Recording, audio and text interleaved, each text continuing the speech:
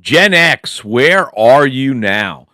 Where is the Gen X crew? Because all I know is that Gen X was all about rebellion and attacking the establishment and fighting against the repressors of everything. But yet, somehow, where are you? Because it seems like you were raging against the machine for so many years, and now, like you're just licking yourself where your healthcare used to be. I mean, because right now everything's being taken away from you, whether it's your retirement, your security, the foundation of the things that you believed as you were, raging against everything as a Gen Xer, and you're awful silent. It's like it's really weird. It's like you changed out and gave up your punk card for an AARP discount card. I'm just trying to understand exactly what happened and how did you guys go from being the rebellious crew to silent? How is that possible? I'm just wondering, and I'm gonna keep retracting this until I get some followers in here that actually want to like chime in. But the still remains, where are you? Where are all of the people that used to rage against the establishment? Because it seems like the establishment keeps moving the goalpost and you guys just accept it without any questions, qualms, or arguments. I'm just wondering why. What exactly happened to get that type of action or response that you guys just cave to everything?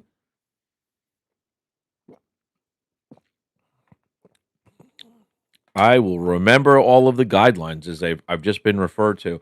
Well, the fact of the matter is this is that Gen X is supposed to be the coincidental rebellious group that fought the establishment and was trying to be like the second coming of the 60s era, and yet somehow disappeared.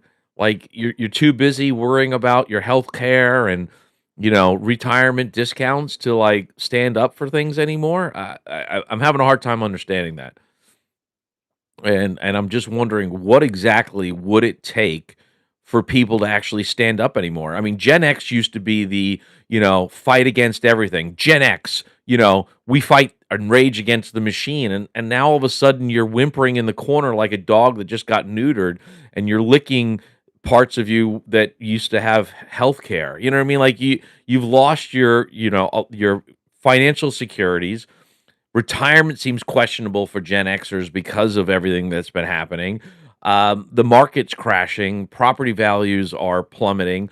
Our future is questionable at best, and yet the group of people that used to fight and rage against the machine are now just whimpering and quiet. And you gave up your man card and got an AARP discount retirement card. How is that possible? You know what I mean? Like, and Gen X should be raging the hardest and the loudest because you were raised through all of this Trump economic, uncertainty and this, that, and the other. You remember the stories about his behavior. I mean, we had a president who died in the line of duty, that aspired people to, get to the moon. Trump's known for, coining the phrase, you got to grab him by the, and I won't even say it. I don't want to upset the censor gods. And Gen X should be the ones fighting the hardest and the loudest. We should be, we were considered to be the rebels, the hard asses, but where is Gen X? They're silent. I don't get that. Anybody wants to comment in, please, by all means, but I just don't get it. And if you want to hit the screen, and show a little bit of love, I'd appreciate that as well. But the truth, as we're seeing this, is that our generation was supposed to be fighting against all of this, and we're quieter than everybody else.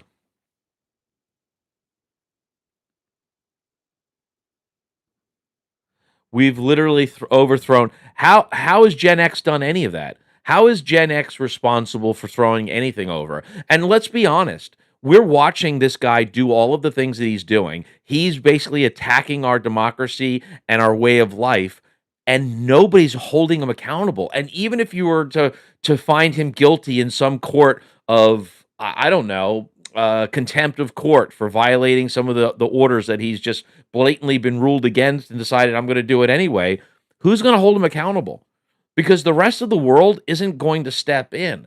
And if Gen X was supposed to be the rabble rousers, the strong guys, the ones that, we're fighting against the machine, why are we? Why is there silence? Why is it that you see more millennials fighting this fight than you do the rough crowd of the Gen Xers. I just don't get that. And while we're sitting here talking about it, how is it that we're watching our I mean, we used to sit there and fight against like censorship, and yet Colbert gets censored and basically neutered, and there's no outrage. There's no outcry. What happened? I mean, we fought against, the censorships and the labels, record labels, having to put on those adversaries stickers and all of that. We fought all of that, but yet Colbert isn't allowed to have a Democratic elect go on there and speak because somehow the FCC doesn't want the Democrats to be seen as being anything other than whatever the Republican Party says. Gen X agrees with Trump's message. Damn. I wish that I could argue at that point, but you might be right. I mean, I couldn't believe that I would ever see Cubans, or I'm sorry, Latin people. It wasn't Cubans, but Cubans in Miami for certain. Cubans or Latins or anybody of a Latin community voting for Trump or supporting what he does. Like the last Gallup poll, apparently he still had like a 36% approval rating with the Latin community, and I'm like, how? But then I realized that I learned, because I didn't know, but there's more of a conservative nature in the Latin community, so that kind of it aligns. But that guy overall, I don't get it. I don't understand it. I'm watching all of this happen. I mean, Colbert couldn't have a Democratic elect on his show and be able to let that person's message go. That's censorship. The fact that this administration has sued so many individuals across the board. Trump himself has sued over 4,000 people in a 35-year lifespan, right? Or a 35-year business span. On top of that, how many lawsuits have we seen him file just in the last year and a half? And he's basically shutting everybody down. Gen X didn't agree with Trump. Well, then why are they so silent? Honestly, genuinely speaking, I'm not trying to rage bait, but why is it that Gen X, the generation that was the toughest, the most loudest, the most unruly, are the most silent right now? I would like to understand. John, thanks for liking the live. Nice seeing you back out again. I really appreciate it. You guys like the live, share the live. I would definitely appreciate that. It helps me out. I'm not silent at all. Well, you know what? We make two of us. You know what I mean? Honestly, I'm having a hard time understanding. I'm having a hard time understanding how we are sitting here watching the files be suppressed and kept. And I'm sorry, let me tell you something. I just did a post about this, but I'll just tell you everything in here. You don't have to go find it. I think that the Epstein files aren't protecting just past crimes. I think that they're hiding current crimes, because I don't think the ring fell when Epstein did. I don't think the ring fell when Ghislaine fell. I think that was a living, breathing thing that literally had multiple people working it in different angles. And I think there are some people that were higher up than others. I think Jeffrey was definitely like a key figure in it. I don't think that he was necessarily working for anybody, but I think he had people working alongside him that were actually doing it. People like that own hotels and casinos and modeling agencies and the whole bit. It definitely is something that's so interwebbed that I think that they're not necessarily censoring and redacting the files to protect old crimes, although that's important, but they're also doing it to protect the fact that that ring is still moving on. And the clearest evidence that I could give in this live is the fact that you have literally all of these files being dumped, but yet they're not sending out any of the business records, none of the banking records, none of the wire transfers, tax returns, stuff that would technically be public, because tax returns would be public. It's the IRS. So none of that's being released. So the wire transfers would show exactly who he was doing business with, which would create a list, but also see whether or not those banks and who is actually doing all of this. Because here's another thing. Do you know that there's only there's only one bank that actually shut down and refused to do business with two of the people on the list? JP Morgan cut ties with Epstein for irregularities and questionable business practices and a couple of other things in it, right? And this is before he was charged with anything. Then Trump, back in 2021, same thing. Irregular business practices, irregularities, and they cleaned them out.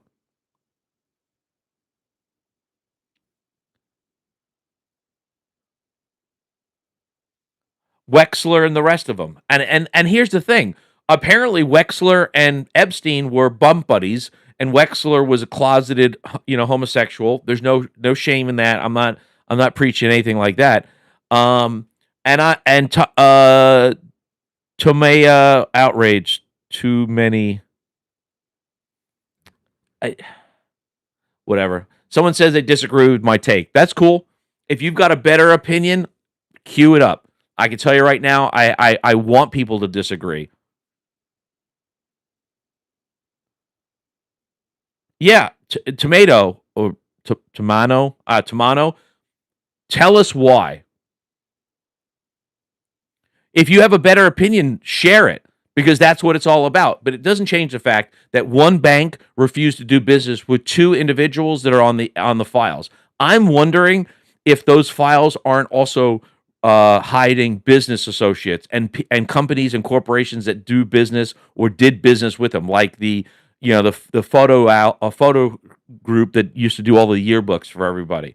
So the exact question is that why on this green earth would a bank cut ties that would make billions of dollars? I mean, Jeffrey Epstein was a big deal. He had a lot of money. He had almost like a half a billion, not a half a billion, like what was it, half a trillion dollars? He had like $500 billion in the bank. Like he was heavy wealth with everything, and they cut ties with him.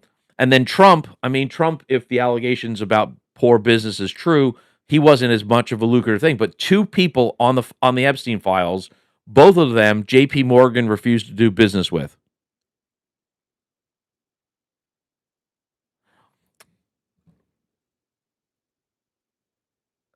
Listen, it's we. You know what? We can just remove and move on. Not a big deal. Anyway, the fact of the matter is that this is the type of thing. And again, my whole premise and purpose of this was to say, why is it that if Gen X was supposed to be the rebellious, hard nosed group of individuals that were fighting the establishment, why did you go from raging against the machine to, as I said already, like a dog that just got neutered. You're in the corners licking yourself where your, affordable health care used to be. Because that's one of the biggest things. All of these things have been taken from us 6 ways from proverbial Sunday, and there's no big, huge wave. I'm shocked because you would have thought Gen X would have come out of the shadows to fight this. Silly premise, but it's still the same. Still doesn't change the fact that look what we're dealing with. We're dealing with an administration that is so corrupt in all of this that they have no investigations to do. They're not involved in anything. They're not investigating the files. They don't want to talk about the files. Meanwhile, the rest of the world has only gotten fragments of the files. They've only got pieces. They've got as much as we've got personally, and yet they still feel that there's enough actionable information in those files to prosecute people and to remove people out of office. But yet our democracy, our, land of the free, home of the brave, got nothing to do. I mean, it's amazing, and what's amazing in a bad way, by the way. But what's also horrific to think about is that we literally have allowed him to put people in place that would actually do anything to protect him. Pam Bondi stood there, lied under oath, which I can't wait for that to be prosecuted. And then on top of it all, was defending him like as if she was defending her dad. I'm not trying to make a weird innuendo there, but the fact is still remains is that she was defending him like she was defending her father. She was vehemently attacking people and trying to preach about how amazing he is. Now, don't give me this line like, "Oh, he groomed her, or she's a victim of his." No, the ages don't work. She's only about 15 years younger than him. It doesn't work in any way, shape, or form. But it's just wow that and then there's a picture of her where she's sitting there smiling to the camera while all the victims are behind her. And she was just smiling and just accepting like what was going on, like it was normal. And then sat there when Congress actually says, "You want to actually say anything to the victims?" They're all staying there waiting. They've been asking to speak to you and you've refused to talk to them. Do you have anything to say? She wouldn't even turn around and look at them. Why wouldn't she look at the victims? Because she's seen the videos and the pictures. She knows all those victims' faces because she's seen all of the files. And that's what makes her worse than anything. That's why I say that she's no longer just willfully ignorant. She's complicit. She's a co-conspirator because the fact of the matter is this: she saw the files, she knows what's in the files, and even if 30% of what's in those files is true and actionable, then she's been defending somebody that's horrible. And the fact that she went on record to Congress and said there's no credible proof in those files that he did anything wrong, and yet now just days later they came up with a 302 from the FBI and testimony and things saying that there was a credible a report, an allegation that they found that actually could tie the Tangerine Twat Waffle and the Oval Circus to a crime. She's perjured herself. And the one thing about Bondi was she was trying to avoid all of this. Everyone thinks that Bondi was just being, disobedient and a Karen at those proceedings. She wasn't. She was being a Karen. She was being defiant and she was attacking and this, that, and the other. She was trying to avoid answering any questions that she could potentially perjure herself. So by attacking and refusing to answer the questions, she ultimately was answering the questions, but she was not allowing Trump to see her actually answer anything that would hurt him. And that's her goal. That's what she's been searching to do. I'm going to read these comments really quick. They are all complicit. You're absolutely right. They are all complicit. Because here's the deal. The guy who said, oh God, what's his name? Blanche. Blanche says, it's not illegal to party with Epstein. Well, here's the problem. It is illegal because he was doing a lot of illegal crap and he was doing a lot of stuff with children, this, that, and the other, and then videotaping all of it. So to go there and to see somebody doing something illegal or immoral to a child and you do nothing about it, you've ethically violated some code there, but also by not reporting a crime, you've become complicit to that crime. It is against the law. You can't just sit there and allow things like that to happen without trying to report it or stop it or protect a child, because these are children. And the allegations of the sucklings and all of that, like, it's all gross. But she saw all of this, and yet somehow she's still defending him. She saw all the unredacted names. She saw all the allegations. Even if she looked, everybody would look. Because if you had a chance, if I had a chance, we would all look at those files, even though we'd probably throw up in our mouths. But she had the ability, and even if she didn't actually read everything, she probably got reports. People talk. People used to talk about Game of Thrones and go into detail about, like, the little midget getting sucked off. So you're telling me that they're not going to talk about all of that or all of the things that's going on?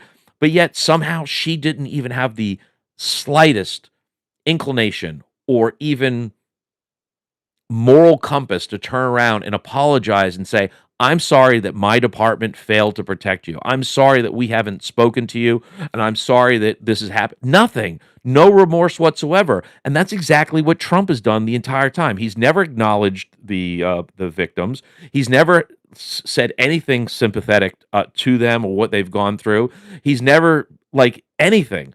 The only thing allegedly he said is that he's afraid that if the files get out, it's going to hurt my friends. And I'm sorry, but I don't think that's true. I don't think he cares if his friends get exposed. I think he wants the files to be under lock and key, because if everything's under lock and key, he has control. Because the guy who knows all of the secrets, right? The guy who has all of the proof and all of the receipts, he's the one with the ultimate power. So while he's got all of those files under wrap and key, there's a ton of people that are afraid and are worried that they're going to be exposed. And so that's leverage and power.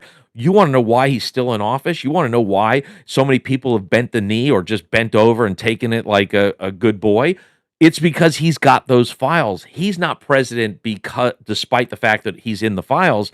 He's president because he is the files. He has the files. He's used those files to control and know what's going on, because I think ultimately when he had either his first or his second raid, and they came in and they found that the whole place had been cleared out, I think Ghislaine Maxwell was sharing information with Trump because her and Trump worked together long before the Epstein became into the picture. I think her allegiance was to Trump. I think the fact that Maxwell got moved from maximum security, federal penitentiary to a camp fed, minimum security for white collar criminals is a huge issue. Hold on, we should read some stuff. Pam, you are wrong. Resign now. Yeah, Pam is dead wrong, and she should resign, but she's not going to resign because the thing of it is this: Pam's career is over after this. Can you think that any of these people that are in politics right now that are suckling to him are going to have any kind of career at all? Who do you think is going to hire Stephen Miller? Who do you think is going to hire Pam Bondi after all of this? Kristi Noem? First off, the only immigrant that's ever going to like her is the one that digs her grave. That's it. That's the only one. Okay. I mean, and the fact that Kristi Noem not only has a husband, but she has a boyfriend on the side. Two men that have certainly suffered a lot of traumatic. I mean, I was wondering why the not Celsius, Cialis supply chain was dwindling. It's because all those ICE agents have to sleep with her first to get the job, and I'm sure her boyfriend and husband are just eating those things like Tic Tacs because oh, I, mm, I like. Have you ever thought of something and like a bad taste comes to your mouth? Like thinking about her having sex is bad enough. The only thing that could make it worse, and since we're in a live and you're stuck watching me, could you imagine her and Tangerine Twat Waffle bumping uglies? Could you imagine what that would look like? I mean, spray tan and foundation all over the sheets. More like this, it would look like a Rorschach painting. You know what I mean? Like you'd think like it was psychological evaluations. Like oh my god. Like I have never, like oh my god.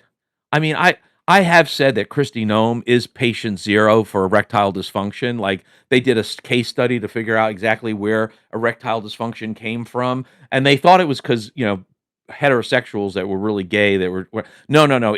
It all starts from her. Everybody that's seen her naked has the ship has never sailed again. That's the only thing I could say. Crickets on my question. Ask the question again, and if I see it, I'll answer it. I promise.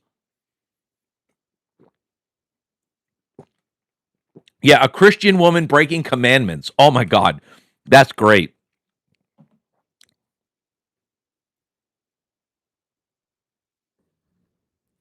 Pam, Christy, and Jeffrey. I don't know. Okay. What were your question? Yeah. What is it? I loved that for the video you sent. I loved the four tour video you sent. I don't even know what you're talking about. Anyway, but yeah, that's these are the type of things that just puzzle me to no end because the reality of it is that these people are in political office right now and they are doing some most horrific things possible. And how can they possibly think that they've got any political career? So when you say to me, why is Pam Bondi, refusing to acknowledge what's obvious? I think that she realizes that she has no other recourse because where is she going to go? Who's going to hire her? I mean, Stephen Miller, another one. There's nobody now. They've seen what he's done. There's nobody in politics that's going to sit there and back that guy. There's no question. He technically deserves to, face wartime charges for what he's done to these immigrants in this country. But I'm sure that'll never happen.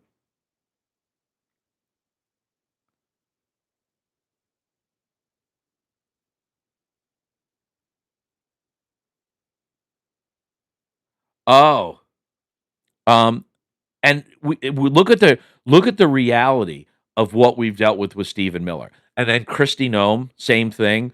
Who out of anybody that's in this cabinet, how many of them do you think are actually going to survive and not go to jail? Because that's going to be the next thing. If you guys didn't realize, Trump's first cabinet, almost all of them either faced legal action, was jailed, was definitely disbarred, or all of the above. So this is the type of president that we have. That his first cabinet crew all faced legal charges or legal issues. He's got attorneys, four attorneys I know of for certain. Giuliani, he got him disbarred. Mike Cohen, disbarred.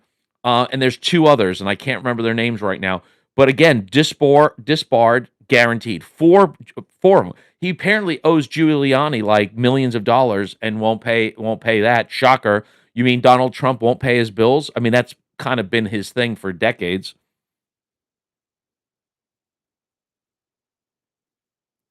Yeah, there's no credible evidence that anyone was part of the Epstein actions. Cash Patel, another one, an ex-podcaster. What's amazing is that he took experience and knowledge and threw it to the side for loyalty and bootlicking. That's the reality.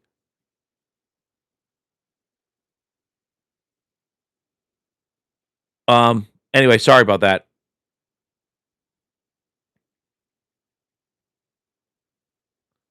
Sorry about that.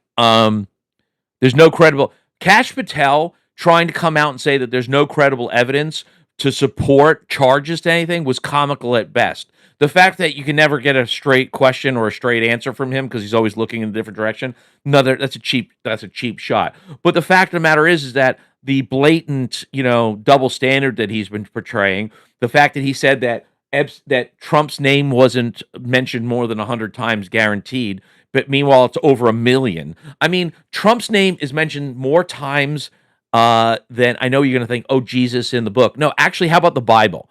Okay. Donald Trump is named more times in the files than the Bible has words, regardless of what version that you find. Doesn't matter if it's King James, New Testament, Old Testament, doesn't matter. His name shows up more times than any word in the Bible. Okay. The Harry Potter seven book trilogy, there aren't enough words in that to make up for as many times as he's been mentioned or brought up in those files, and nobody's talking about that. I mean, how the hell is he still in office with everything that we've seen so far? Because there are other countries that have just had people kicked out. I mean, the ambassador to the United States from United Kingdom, he was let go months ago, and they didn't even have anywhere near as much evidence as they have now. But they had him kicked out.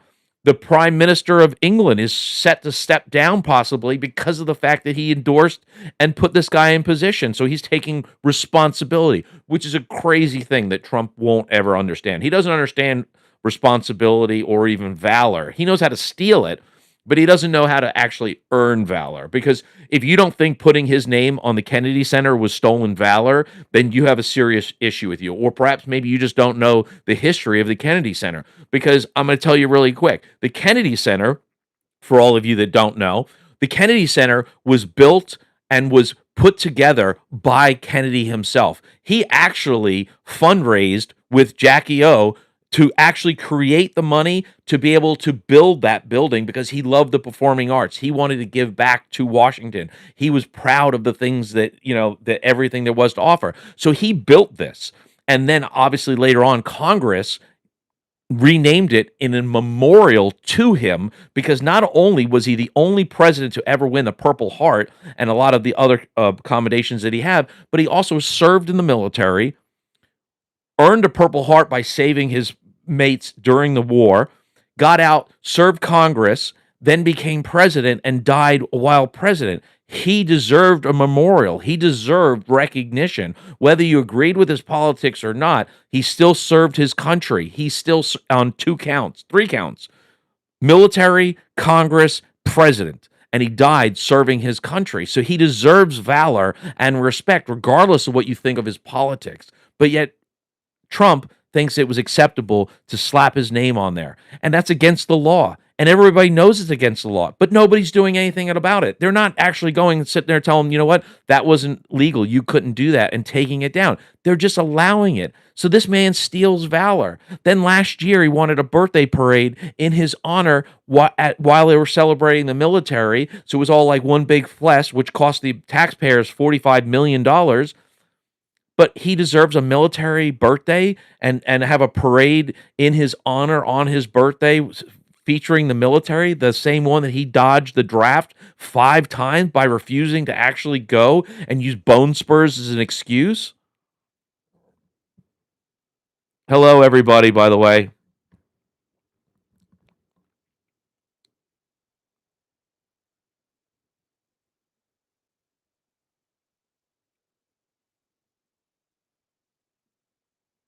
And none of them are going to step down. You're absolutely right. There is no chance in hell that any of them are going to step down, because why would they? Pam Bondi's not going to step down. You're going to have to remove her from court. And here's the funny thing: we're watching the court, we're watching the House and the Senate. It's almost neck and neck now. You literally have almost just as many people on the Democrats as the Republicans. With McConaughey down, or McCona, whatever hell's the old guy, the Pepperidge Farm guy. With him, Massey jumping over and always voting on the Democratic parties as well. They are very split down the middle. And here's the thing: there's a possibility that you could have Harris as president in 2026. How would it happen? Simple.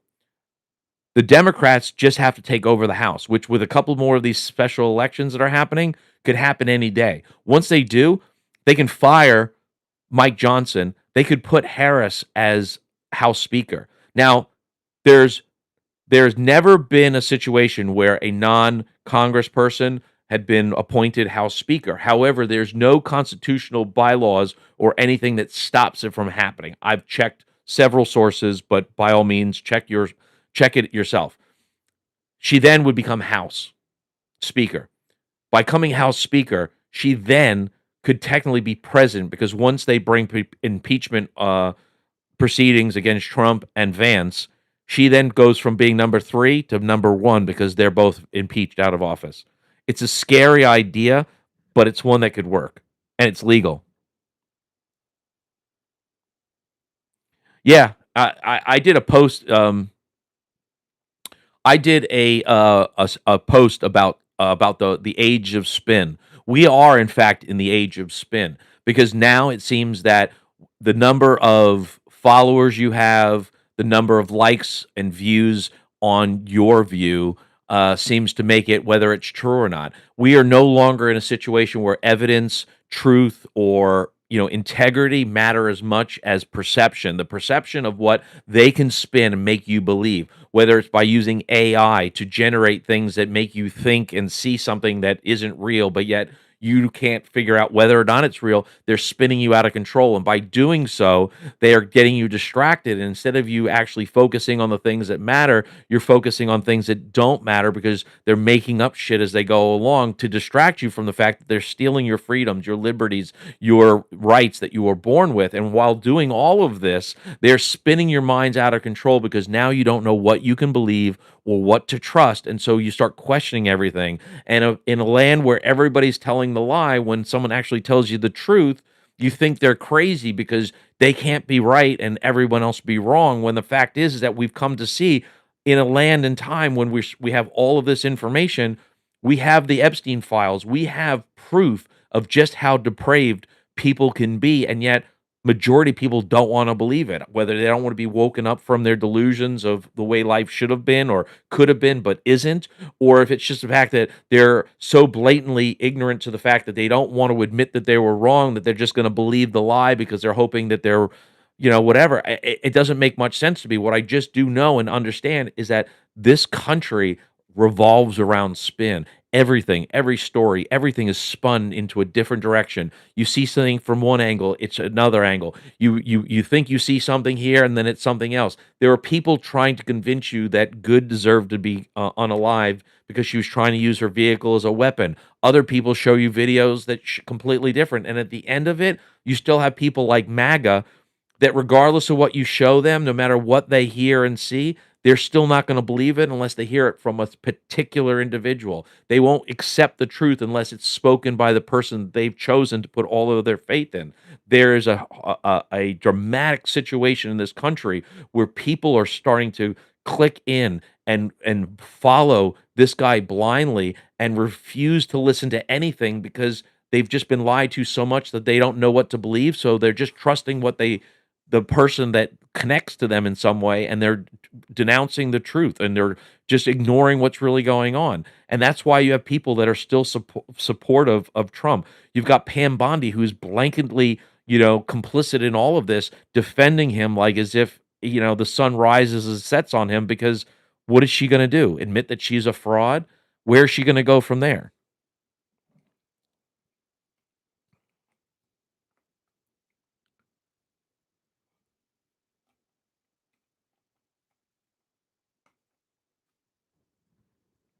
And the funny thing is that here's another thing, just so we get into this a little bit further.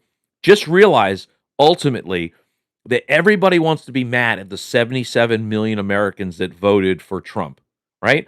Now, whether or not it was really 77 million or if the system was rigged somehow, but that's the number that we have, 77 million. So everybody's fixated and angry with the 77 million that voted for him. And then you've got people that are angry that, 75 million people voted for Harris. But nobody is holding accountable the other 100 million people in this country that are of voting age or qualified to vote that didn't vote at all. Those are the people you should be angry with, because those are the people that they're trying to steal the election with. Because right now, as it stands, if this administration is able to get the voter polls, get the voter information, and is able to actually get that information of just not the people that voted, not the people that voted for him, but the people that didn't vote at all. Then if you got Sally, Billy, Bob, and Terry who have never voted ever, those are four people that you could falsify a vote for, because now all of a sudden you've got a few billionaire tech buddies that know how to work the system because they've been getting that information, through alternate means. And now all of a sudden, those four people that have never voted a day in their life, now all of a sudden, who are they going to vote for? They're going to vote for the red, right? So you got the vote. So they've got manipulations on voting, but they're manipulating in such a way because they want to be able to find out who's voting and who's not voting. Because the people that haven't voted, that 100 million people that I said is a collective pool that have never voted or just didn't vote in the last 2024 election. They can literally use that information to target those people and then use that to actually sway elections, because there'll be no double votes, there'll be no fraud, there'll be no way to decipher if there was fraud, because now all of a sudden they're going to just target people that never voted before ever. So, another huge issue. And what kind of system is it that Trump had no problem with this election system in 2016? He used it, was happy with it. Then in 2024, same thing. He used the system, had no problem with the system whatsoever. But yet somehow now he wants to redo the system because he realizes that the system that he lived and died by getting the job is not going to work in his favor this time. And that's the biggest problem. He wants to control the elections. He wants to be able to take over the election process because he doesn't like the outcome that's happening. Because regardless of what he has done so far, nothing that he's done has actually secured his ability or possibility of staying in office once the Democrats take the House and the Senate. I mean, he's all for done. There's no question. The only thing that he can do is steal the election or stop the election from happening. And here's the thing that no one realizes. What would you do to make sure that you stay out of jail? If you were in the position that he's in, and the only thing keeping you out of jail was being president, what would you do to stay in office? And do you think that he's just going to go gentle into that good night? Unless the Grim Reaper finally comes to do its job, or the what's it called, Ronald McDonald's food finally does its job, we're stuck here until this is to the end, because I don't see anything that anyone's doing that's actually going to get him out of office. I have a hard time even acknowledging the fact that the midterms are going to happen. You know what I mean? And I know what you guys are going to say, but there's constitutional law, and we've got case law, and the states run the elections. It's not the federal government that does it. Okay, great.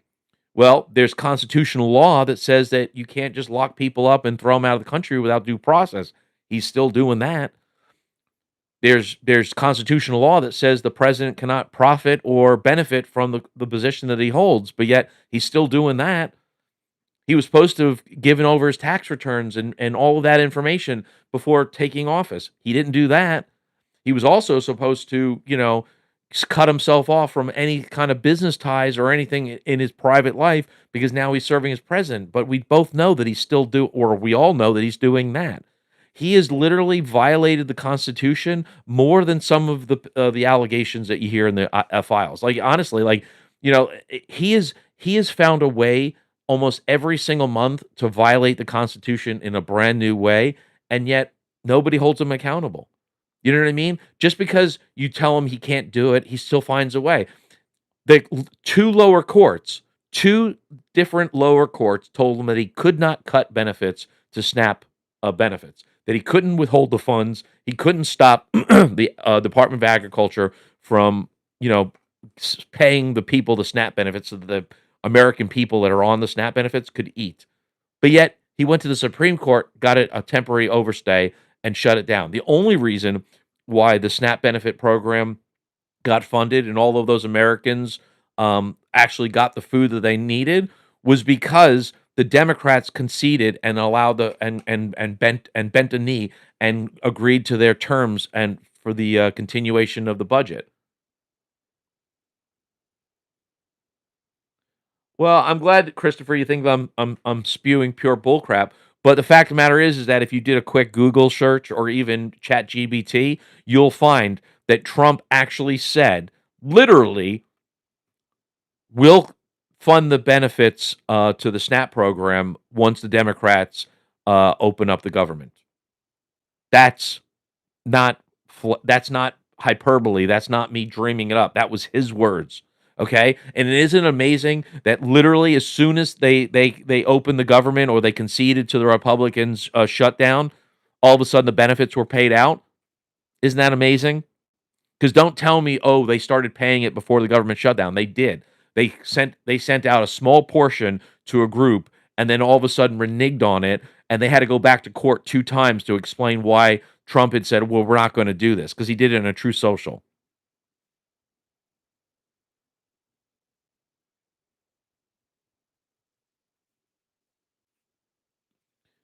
They all hate. Well, I don't know why. Why would okay? I don't know why you don't have to hate God to disagree with Trump, and you don't have to necessarily love God and be a Trump supporter. You know what I mean? So let's be honest.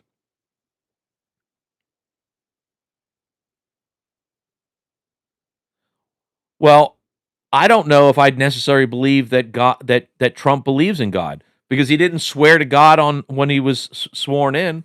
Okay, he didn't put his hand on a Bible; he put his hand in his pocket.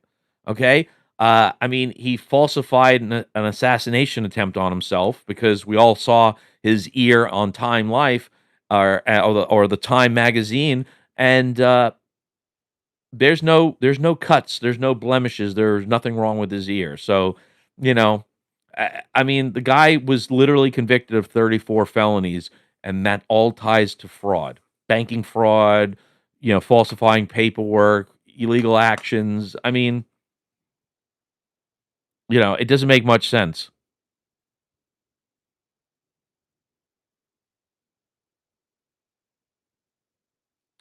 I'm not taking sides on a two-headed snake. I I don't think that he believes in God, to be honest with you. Let's just be honest. I don't think that Trump really truly believes in God. I know he's made comments about, oh, he worries about going to heaven. I'm sure if I did the things that he did, I would be as well. And I recommend that he go and campaign the pearly gates as soon as possible so that way he can try to win his way back into God's good graces. I think that'd be a great thing. Like he went and tried to come, plead his case for a Nobel Peace Prize, and he went out and begged and pled with everybody to get that. So maybe he should go to the pearly gates now and work it out and see if he can, get in. That's not a bad idea. I mean, I think that was the nicest way I've ever wished someone to kick off ever. And I know it's bad karma, but when you see somebody doing so much harm to people,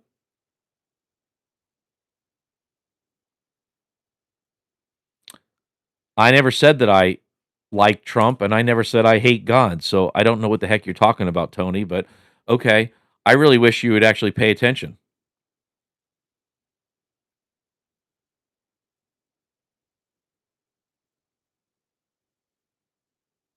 How do I feel about God? I believe that God, I think it depends on what your reference of God is. Because there are people that think Mother Nature's God. Some people think karma is God. Do I believe that there is something that's keeping us together and helping us stay together? Absolutely 100%. Would I call it God? I know I do. I know I pray to God when we have dinner every night because I want to show my children what faith is, and that, that, and let them make a decision on what is. You don't necessarily have to hate or love God to believe in it or not